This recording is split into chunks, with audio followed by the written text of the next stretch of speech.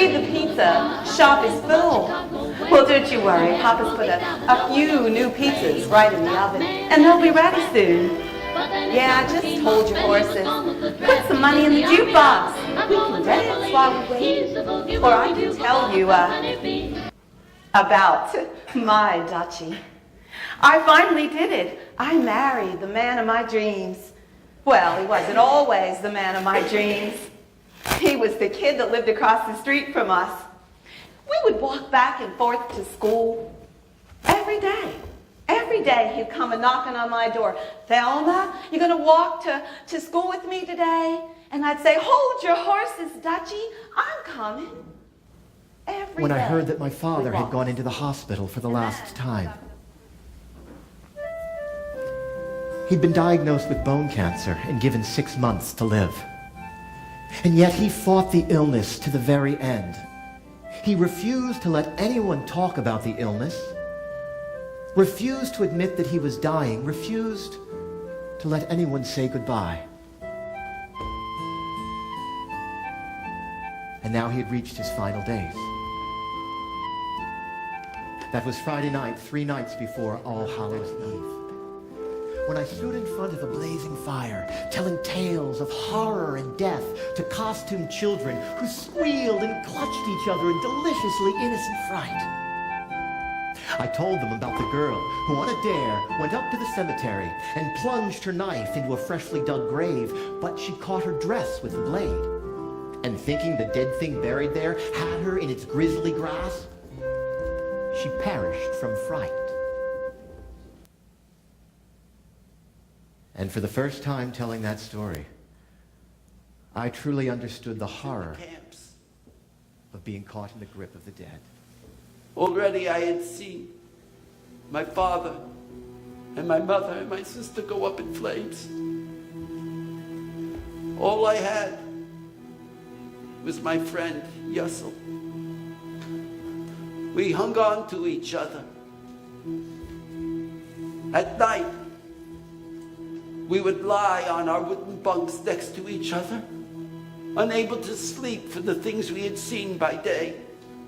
And then one night, Yussel leans up on one arm and looks at my face. And tears fall from his eyes and land on my cheeks. For your sake, Izzy, I'm alive. For your sake. And he kisses the tears. He kisses the tears on my cheeks. And then he kisses me on the lips. And I kiss him back.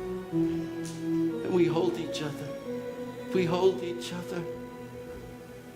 For your sake, I'm alive.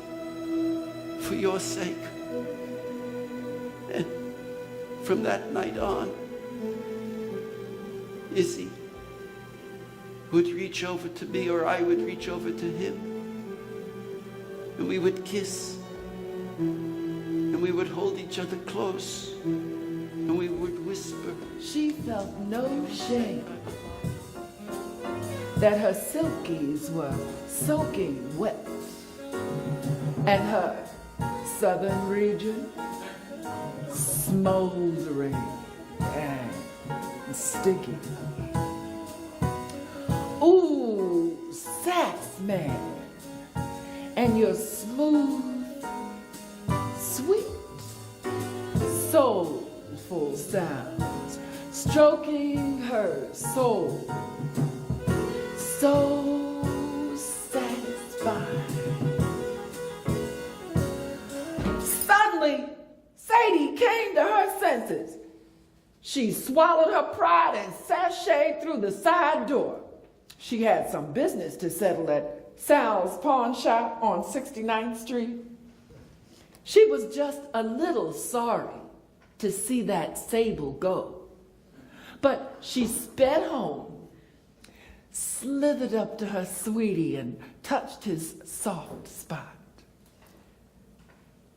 To his surprise and elation, she presented him with his sorely missed saxophone and said, Say, baby, I'm sorry I sold your saxophone for that sable. But you know I can't resist a sable.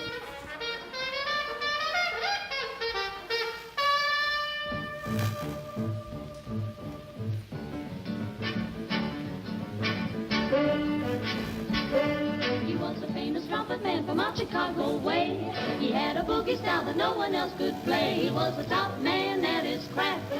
But then his number came up and he was gone with the draft. He's in the army now, a blowing reveille. He's the boogie woogie bugle boy of Company B. They made him blow a bugle for his Uncle Sam. It really brought him down because he couldn't jam. The captain seemed to understand, because the next day the cap went out and drafted a band. And now the company jumps when he plays reveille. He's the boogie woogie bugle boy of Company B.